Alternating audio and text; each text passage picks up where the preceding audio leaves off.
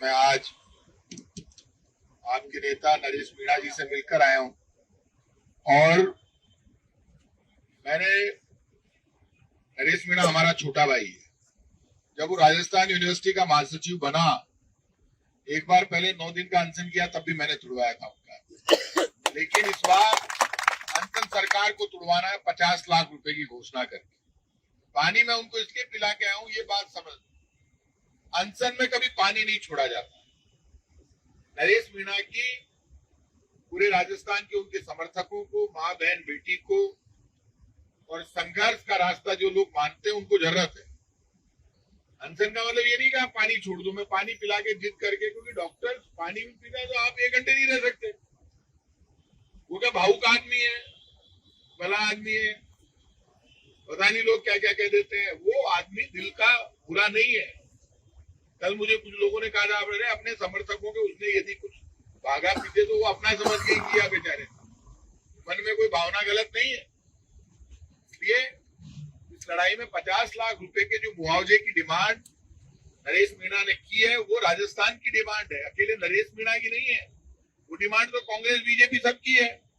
अब बीजेपी के जितने भी नेता हैं, क्या वो इस बात को सही मानते हैं कि छत बच्चों ने गिराई? जो 7 बच्चों की डेथ हो गई, उन बच्चों ने गिराई है क्या छत?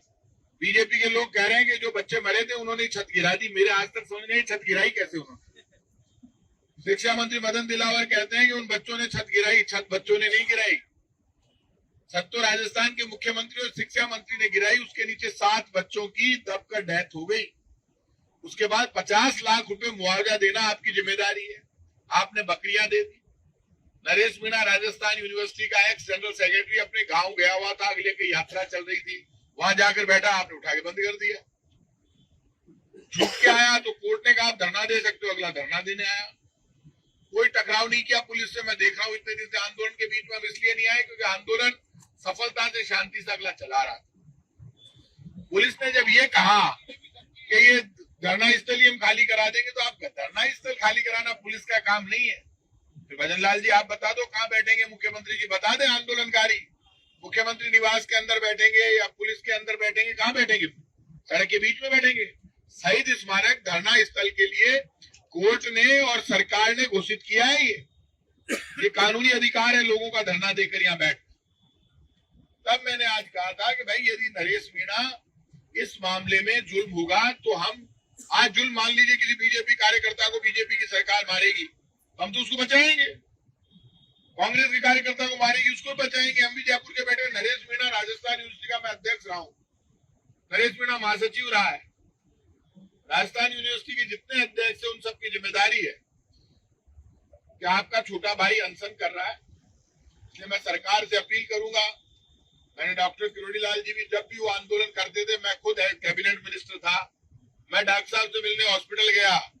डॉक्टर किरोड़ी लाल जी, मैं कैबिनेट मिनिस्टर था, मैं मिलने आपसे मिलने, आप मेरे बड़े भाई हो, मैं आपसे मिलने आता था हॉस्पिटल में। आज मैं अभी नरेश मीणा से मिलकर आया हूँ, आप भी जाकर मिलकर आइए नरेश मीणा से। और आपकी जिम्मेदारी है, उनका डॉक्टर साहब पे मेरा हक है और नरेश का भी हक है, बाकी पे तो अखबार की बात है। मुख्यमंत्री जी को अपने प्रतिनिधि भेजकर वार्ता करनी चाहिए, इससे वो छोटी नहीं होती है सरकार। सरकार तो वोट से चलती है। ये पहली बीजेपी की सरकार में देख रहा हूं, कोई आंदोलन हो जाए इनकी समझ में ही नहीं आती। हाँ, वो हेलीकॉप्टर ऊपर ही ऊपर उड़े, नीचे उतरे ही वो नहीं। उतरे तो लाडू खाबाने उतरे, ब्याह अटेंड करवाने उतरे। आप बताओ कई जमानों आए हैं, एक आदमी भूखा मर रही है, पानी छोड़ रही है, वो कह रही है आप डाबरा का परिवार ने 50 लाख रुपया दे दो, तो आप कितने दोगे वो बता दो, बात तो करो। अगले ने 50 लाख की डिमांड की है, आप नरेश मीणा से बात नहीं करना चाहते, आपको जोर आ रहा है तो उन परिवारों को बुलाकर बात कर लो, करो तो सही, बात तो करोगे ना। तो बच्चे मरे उनकी मां को बुलाना चाहते हैं, ना बाप को, ना गांव वालों को, ना आंदोलनकारियों को। ऐसी सरकार देखिए कभी, और फिर कह रहे हैं हम उठा के फेंक देंगे। गलत। दादागिरी से कोई बात डेमोक्रेसी में नहीं चलती। मैं सब लोगों से कहूंगा, आप लोगों ने इस बार जो पेशेंस रखी है, जो टकराव नहीं किया, उस दिन इतनी भीड़ थी आपकी, हजारों की तादाद में लोग थे, वो आपने शहीद स्मारक का, जयपुर का सम्मान रखा। और आप ये मान के चलना, नरेश मीणा और आप लोग अकेले नहीं है, आप लोगों का ये आंदोलन वाजिब है। बच्चों का 50 लाख का मुआवजा वाजिब है। बच्चों की छत गिरने से जो डेथ हुई उसके लिए राजस्थान की बीजेपी की भजनलाल सरकार जिम्मेदार है, नरेश मीणा या बच्चे जिम्मेदार नहीं है। वो तो कह रहे हैं इनको पैसे दो। एक छोटी सी डिमांड 50 लाख रुपए की, कितने देने हैं?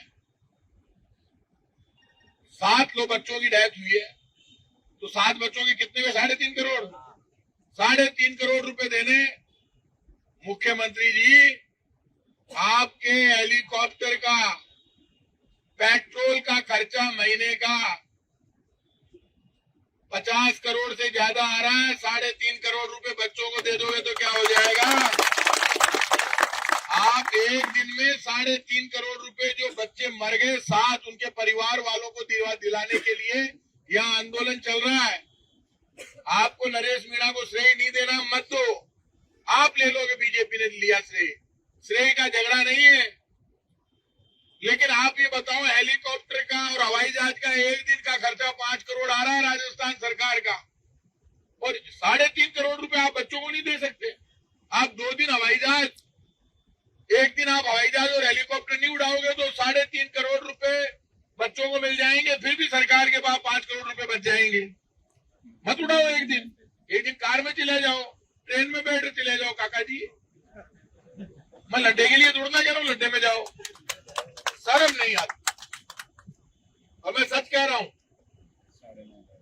नरेश यदि अस्पताल में भर्ती नहीं होता तो मुझे आने की जरूरत नहीं थी। वो खिलाड़ी है, खुद ही लड़ लेता, कोई की जरूरत क्यों नहीं। वो डरे भी वो नहीं, डर मैं भी, मैं मर्द आदमी ये मैं जानता हूँ। लेकिन अब तो सागेवाड़ा भी सुन लो, शेर को मैं समझा गया हूँ, पानी वानी पिए, पानी पिला गया हूँ। अब पानी पिलाना उसको समझदारी के साथ, उस आदमी की इस राजस्थान के संघर्ष का पर्याय बना हुआ है।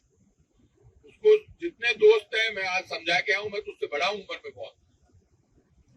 अब आज उसने पानी छोड़ दिया, 4 घंटे में गले में आ जाती है, पानी छोड़े वो ऑर्गन फेल हो जाएंगे ना अंदर। इसलिए हमें समझदारी से काम लेना। उस दिन आपने समझदारी दिखाई, आपने कोई टकराव नहीं किया। लोग चाहती थी बीजेपी की सरकार ने झगड़ा हो जाए, 2, 4, 5 केस और लगा दें, केस ही केस लगा मिले हैं सारा। वो छात्र नेता है, गुंडा नहीं है, मैं सबको बता देता हूँ, क्लियर कर देता हूँ। जितने केस नरेश मीणा पे लगे हैं, मैं वो पढ़ता है, जब से उसको जानता हूँ, मेरे पास आता रहता है। सारे केस छात्र राजनीति के, आंदोलन के, माँ बहन बेटी के सम्मान के लिए, बच्चों के लिए उसने लगवाए। दूसरों खुद के केस तोड़ना है। इसलिए आप सबसे, आप लोगों को कोई चिंता करने की जरूरत नहीं। अभी वो अस्पताल में भर्ती है। सरकार से मैं कहूंगा, मुझे पक्की उम्मीद है सरकार मंत्रियों को भेजेगी, डॉक्टर साहब भी जाएंगे, बात करे, और इस समस्या का समाधान करना सरकार की जिम्मेदारी है। सरकार को जल्दी से जल्दी समस्या का समाधान करना चाहिए। सरकार नहीं करती है तब बात करेंगे क्या करना है। तो बाकी आपकी जो कमेटी बनी हुई है, आपस में संघर्ष कमेटी, तो बात कर लेना। आप लोग अकेले नहीं हो, मैं इसलिए आया हूँ तो ये नहीं लगना चाहिए। राजस्थान की राजधानी जयपुर में मैं यहीं का बेटा हूँ, स्कूल कॉलेज यूनिवर्सिटी मेरी यही हुई है। कहीं यहाँ बड़ी घटना हो जाए, लोग कहे प्रताप सिंह खाचरी का आवाज कहाँ था, क्या उसकी ड्यूटी नहीं है? मैं हमेशा कांग्रेस बीजेपी से ऊपर उठकर वहां जाकर खड़ा जरूर होता हूँ जहाँ कमजोरी होती है। इस वक्त सरकार मुझे पता है, सरकार के पास पुलिस है, सरकार के पास ईडी है, सरकार के पास पैसे हैं, सरकार के पास हेलीकॉप्टर है, सरकार के पास बंदूक है, सरकार के पास AK-47 है, सरकार के पास AK-56 है। लेकिन हम सबके पास अपनी माँ का दिया हुआ कलेजा है, और उसकी ताकत AK-56 AK-47 से ज्यादा है। इसलिए आप यदि ये चाहो कि नरेश मीणा को या जयपुर में किसी भी आंदोलनकारी को, कोई भी आंदोलन करे, उसको गोली से मार देंगे, लाठी से मार देंगे, गलत बात। राजस्थान की बीजेपी की सरकार सुन ले। शहीद स्मारक से कह रहा हूं, आप जयपुर में डंडे और गोली के दम पे शासन करोगे तो हम सामने खड़े होंगे, मुकाबला करेंगे, लाठी का लाठी से, गोली का गोली से। हम नहीं बर्दाश्त करेंगे, ये नहीं हो सकता, ये आप ऐसे मार नहीं सकते। आप कानून से बात करोगे, हम कानून से बात करेंगे। आप चाहोगे हम सर फोड़ दें, क्यों भाई साहब? हमारी माँ ने इसीलिए पैदा किया कि आप हमारा सर फोड़ दो, सर नहीं फुड़वा सकते। इसलिए कोई पुलिस सब मेरे ख्याल से, मैं खुद ही मिनिस्टर रहा हूं, सरकार चलाई है हमने, लेकिन ये तरीका नहीं है। आप किसी के पीछे ही पड़ जाओ, इसके हाथ बांध के पीछे पड़ गए नरेश, टून बांध दी, उस दिन जाके बैठा, जबरदस्ती उठा लेकर बेटा, मैं खुद देख रही हूँ, अरे अस्पताल के बाहर बैठे तो हमको लेकर ही रही हो यार, जबरदस्ती उठाए, जैसे आप बैठे उठा के ले गए उसे। उस दिन तो कोई गलती नहीं थी। और समरावता में भी रात में बड़े घुसवाई का ही जरूरत थी गांव के मायने। बताओ, पूरा गांव में तहस तहस कर दिया, आज तक उनको मुआवजा नहीं दिया। समरावता गांव के लोगों को भी मुआवजा देना पड़ेगा, नहीं तो बीजेपी के लोगों कान खोल के सुन लो, समरावता का और झालावाड़ का बदला ब्याज सहित लेंगे, और जो बीजेपी मुंह से खा रही है ना भ्रष्टाचार का पैसा, वो नाक से निकलवाएंगे। जमाना बदलेगा, ये ध्यान रखना। ये जो बीजेपी वाले खुश हो रहे हैं ना, जमाना 2 साल तो निकल गया, क्या कर लोगे भाई? आज यदि ये काम नहीं करोगे ना, सुपड़ा साफ हो जाएगा राजस्थान से, ढूंढेड़ा गुण मिलेगा। आगे आगे बीजेपी वाला भागेला, 5 गांव वाला भागेला, गांव वाला बिगड़ेला बहुत खराब है, आप जानो सबका सब। कहीं हुए लोग पकड़ेला को नहीं, लोग कहला आ गया बीजेपी हराना, आबा मत जो गांव में शहर में।